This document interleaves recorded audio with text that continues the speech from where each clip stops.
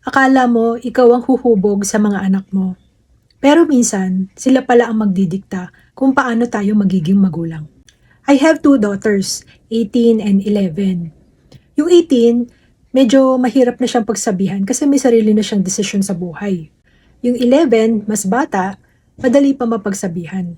Doon ko na-realize na hindi pala pwede na pareho ang approach. The way you talk to a grade schooler is very different from the way you talk to a teenager. At hindi lang sa age, pati sa personality.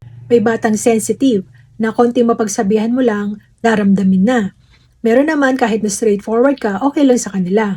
So parenting is not a one-size-fits-all. Hindi lang sila ang nag-a-adjust sa atin. Dapat tayo ring mga magulang nag-a-adjust sa kanila. Kaya minsan ang pagiging magulang, hindi about control. It's about understanding. At habang lumalaki sila, tayo rin ay dapat natututo kung paano maging mabuting magulang.